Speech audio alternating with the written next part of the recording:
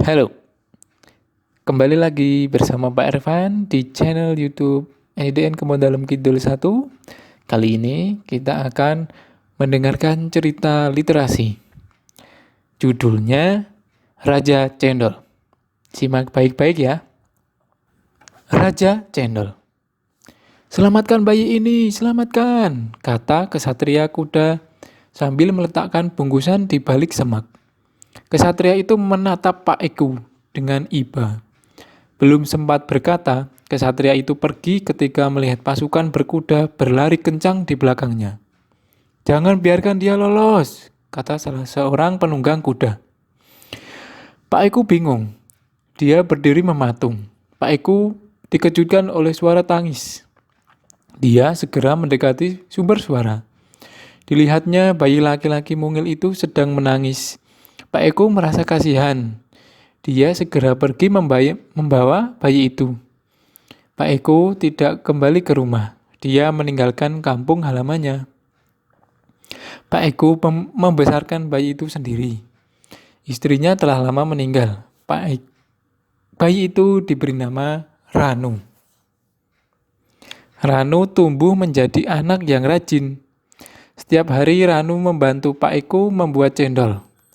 Ranu bertugas mengaduk tepung beras dengan sedikit air perasan daun pandan dan suci. Setelah merata, adonan itu direbus hingga mengental. Lalu, Ranu mencetaknya menjadi butiran-butiran cendol yang menarik. Siang harinya, Ranu membantu Pak Eku berjualan cendol di pasar. Cendol Pak Eku disukai pembeli. Aroma pandan dan tekstur cendol yang kental membuat pembeli ketagihan. Apalagi larutan gula merahnya yang begitu manis membuat cendol Pak Eko selalu habis sebelum tengah hari. Seiring pertumbuhan Ranu, Pak Eko gelisah. Pak Eko sadar dia harus menyerahkan Ranu kepada orang tuanya. Namun siapa? Di mana? Kesatria itu pergi tanpa meninggalkan pesan. Untuk memulai pencariannya, Pak Eko mengajak Ranu berjualan cendol di tanah kelahirannya, tempat dulu Ranu dititipkan. Pak Eko berharap kesatria berkuda akan kembali menemuinya. Akan tetapi setelah setahun berjualan, kesatria itu tak kunjung datang. "Ayah, kita pindah kemana lagi?" protes Ranu. "Bukankah cendol kita selalu habis?" "Kita ke kerajaan di selatan. Di sana pemandangannya lebih asyik. Ada pantai dengan pasir putih yang indah," jawab Pak Eko berkilah. Ranu tak berani menolak, apalagi dia belum pernah mandi air laut. Namun, sudah sebulan di kerajaan selatan, Pak Eko belum mendapatkan tanda-tanda orang tua yang mencari anaknya. Pak Eko pun kembali mengajak Ranu pergi ke kerajaan timur. "Raja di sini kejam, rakyat harus membayar pajak tinggi," ungkap Pak Eko meyakinkan.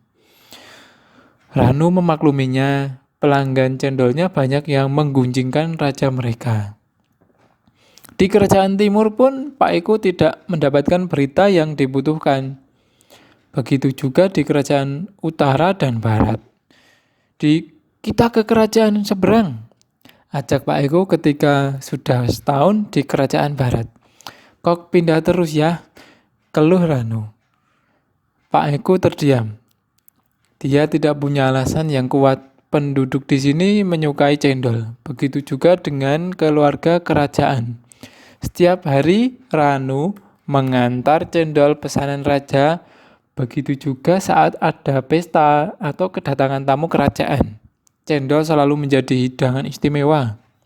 Namun, saat mengemasi barang, Pak Eko tiba-tiba sakit. Tubuhnya lemas, Pak Eko tak mampu berdiri. Ranu senang tak jadi pindah, namun Ranu juga sedih karena ayahnya sakit. Suatu pagi, saat baru membuka toko cendolnya, Ranu kedatangan utusan kerajaan. Dia memesan cendol untuk tamu dari kerajaan seberang. Entah mengapa Ranu merasa begitu bahagia. Meski telah berulang kali membuat cendol untuk raja-raja dari pelosok negeri, pesanan raja seberang terasa berbeda. Apalagi kesehatan Pak Eko juga mulai pulih. Saat menyajikan cendol, tubuh Ranu bergetar.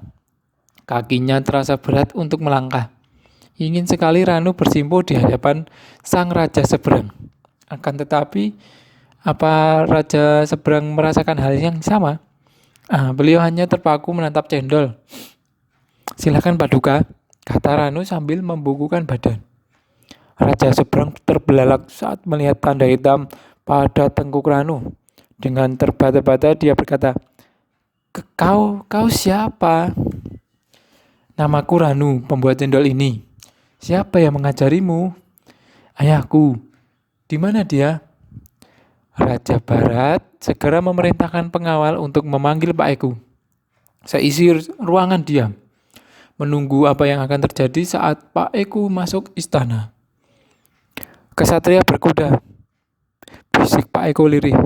Dia kaget ketika melihat Raja Seberang yang duduk di samping Raja Barat. Ranu ini bayi yang Tuan titipkan dulu, ungkap Pak Eko setelah memberi hormat. Raja Seberang tahu kalau Ranu anaknya. Itu setelah Raja Seberang melihat tanda lahir berbentuk bintang yang dimiliki Ranu. Akan tetapi dia ragu kalau Ranu tahu tanda itu. Setelah jati diri Ranu terbuka, Raja Seberang segera memeluk Ranu sambil menangis bahagia. Berulang kali dia berucap, Anakku, anakku, akhirnya aku menemukanmu. Ranu pun melampiaskan perasaan yang sejak tadi dipendamnya. Raja Barat tak mampu membendung air matanya. Begitu juga dengan semua orang yang ada di dalam istana. Semua orang larut dalam keharuan. Setelah melampiaskan kerinduannya, Raja Seberang pun menceritakan kisah 15 tahun lalu. Saat itu kerajaannya diserang oleh pemberontak, semua keluarganya dihabisi. Dia melarikan diri, menyeberangi pantai, tetapi musuh terus memburunya. Karena khawatir tak lolos dari kejaran musuh. Raja Seberang memberikan bayinya kepada penjual cendol, Pak Eko. Terima kasih kamu telah merawat anakku dengan baik, ucap Raja Seberang. Sekarang kerajaan sudah aman, marilah ikut ke negeri seberang. Ayah, maafkan aku yang telah berburuk sangka, pinta Ranu kepada Pak Eko. Pak Eko hanya tersenyum, tak terasa air matanya mengalir. Pak Eko bangga. Meski Ranu telah menjadi putra mahkota, dia tak berubah.